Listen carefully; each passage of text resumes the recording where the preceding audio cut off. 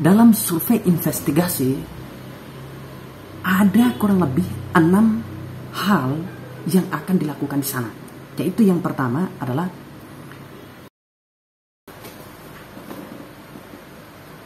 sekarang kita akan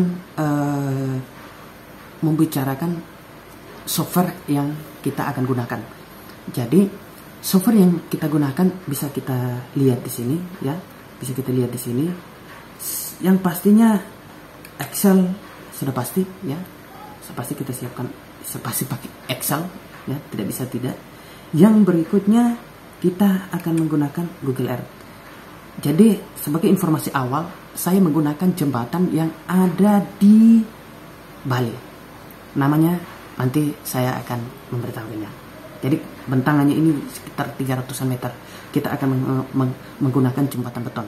Seperti apa konstruksinya setelah kita melakukan survei investigasi dan 4 tahap yang lainnya lagi tadi yang sudah saya sebutkan. Yang berikut kita pasti menggunakan namanya Global Mapper. Ya, Global Mapper kita gunakan. Kemudian yang berikut yang pastinya Civil 3D.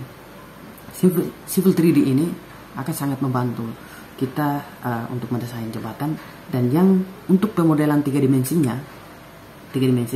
kita akan menggunakan nama softwarenya Revit. Jadi ini nanti kita akan kolaborasikan semuanya, mulai dari surveinya, olah data, gambar, hasil desainnya. Kita akan menggunakan software-software yang sudah saya tampilkan di sini. Jadi saya minta waktu sebentar teman-teman, bahwa saya ingin menegaskan kembali bahwa di dalam perencanaan jembatan terdapat 4 aspek utama. Yang pertama ada namanya survei dan investigasi. Yang kedua ada namanya analisis data. Yang ketiga ada yang namanya penempatan lokasi jembatan. Yang keempat ada yang namanya material yang akan digunakan untuk konstruksi jembatan nanti. Terkait dengan analisa data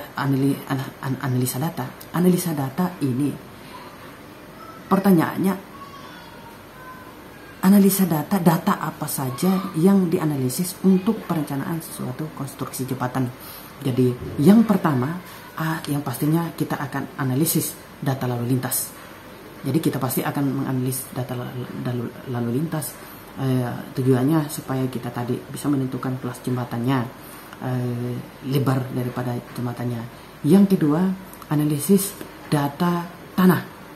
Jadi analisis data tanah ini untuk memastikan karakteristik dari tanah ini seperti apa, sehingga bisa menentukan jenis fondasi yang sangat cocok, yang lebih cocok untuk jenis tanahnya. Dan yang berikutnya itu ada analisis hidrologi. Hidrologi ini sangatlah penting karena sudah pasti namanya jembatan pasti melewati satu lembah, melewati satu kali, baik kali kering, kali basah ya, sungai maksudnya. Nah ini akan menentukan seberapa tinggi dari abutmen jembatan atau tinggi daripada jembatan itu sendiri. Yang kemudian adalah yang keempat adalah analisa geometrik. Jadi sebenarnya ketiga dari atas lalu lintas, analisis data lalu lintas, data hidrologi dan data tanah akan mengacu pada analisis geometrik daripada jembatan yang berhubungan dengan bagaimana aliran vertikal dan horizontal. Mungkin teman-teman sudah mempelajarinya di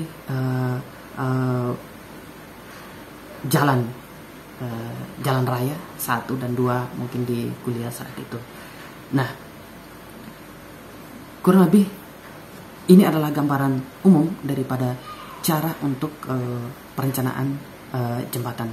Saya harap teman-teman jangan lupa subscribe, bunyikan loncengnya, sehingga video yang pertama nanti untuk bagaimana cara pengambilan data, mengolah data baik dari data online maupun secara offline, data-datanya seperti apa, saya akan kupas tuntas di video berikutnya.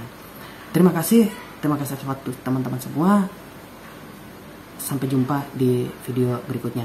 Sehat selalu, tetap protokol COVID ya. Terima kasih. Apakah masih cukup atau tidak? Artinya kendaraan masih lewat di jembatan itu masih normal-normal atau tidak? Atau sudah mengalami perlambatan atau mungkin macet? Tapi standarnya bahwa DS-nya itu ya, derajat kejenuhannya itu normal adalah 0,75 dan ini masih di bawah 0,75, 0,69 tepatnya. Jadi masih